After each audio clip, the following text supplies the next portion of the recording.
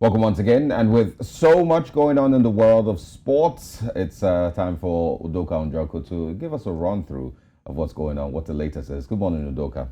Good morning, Asarage. Good morning, Olive. We're drinking Super Eagles tears today, and we shall enjoy it to the fullest.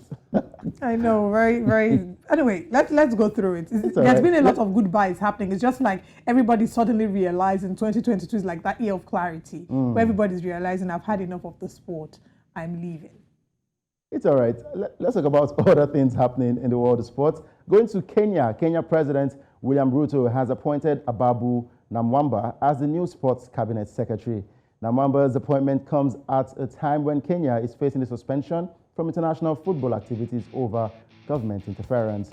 The new cabinet secretary has in the past served as the Minister of Sports and Youth Affairs in 2013. On September 26th, Namwamba noted that the World Football Governing Body, FIFA, should be engaged in order to resolve the matter. While in the Sports Ministry in 2013, Namwamba enacted the 2013 Sports Act. Now, the Sports Act by Parliament provided a firm legal basis to streamline sports management and establish a framework for sports financing and responsible sports betting. Still staying in Kenya now, 2 Kenyan athletes have become the latest to be banned from violating doping rules. World Athletes Integrity Unit, the AIU, disclosed on Tuesday that it had banned Felix, Kipchumba, Korir, and Emmanuel, Saina for 3 years starting the 9th of September for using a prohibited substance, Norandrosterone.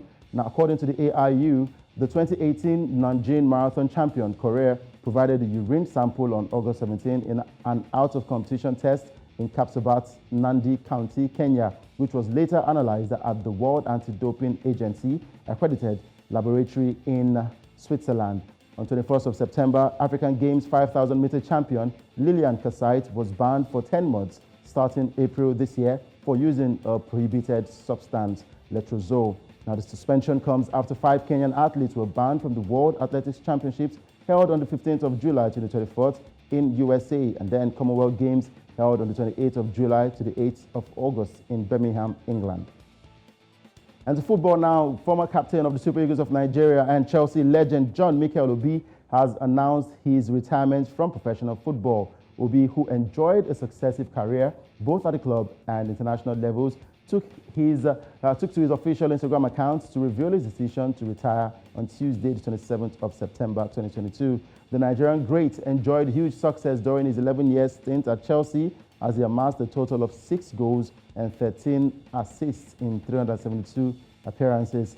The 35-year-old won 2 Premier League titles, 3 FA Cup trophies, the 2007 League Cup, and then the 2013 Europa League.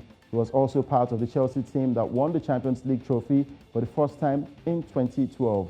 On the international stage, Obi also enjoyed success as he won the Africa Cup of Nations in 2013 with the Super Eagles of Nigeria.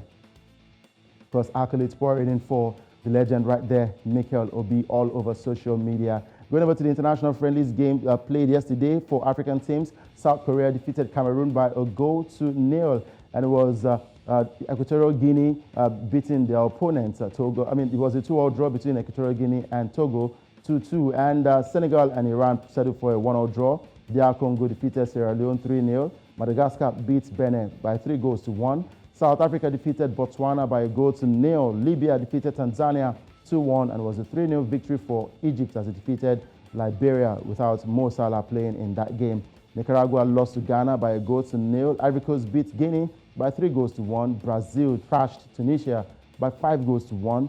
And Algeria defeated Nigeria by 2-1. Algeria having to come from a goal down to win that game 2-1. And Paraguay and Morocco settled for a goalless draw. Now, for that game between Nigeria and Algeria, of course, the coach, Jose Peseiro, and standing captain, that's Moses Simon, spoke after the match. And for the coach, Jose Peseiro, he says, look, this is a strong team, and he looks forward to glory days for the Super Eagles of Nigeria. He knows what he has, and he says in a few months' time, of course, Super Eagles will be back to reckoning as they'll get back to where they used to be, talking about them being the giants of Africa. Let's hear from the coach and, of course, the standing captain, Moses Simon.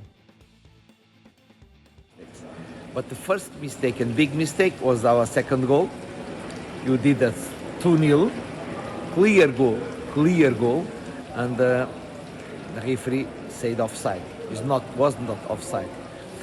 Even the penalty, okay, I can accept. It's true, they shoot the ball. He shoot the ball. After that, Frank touched him, but before no foul.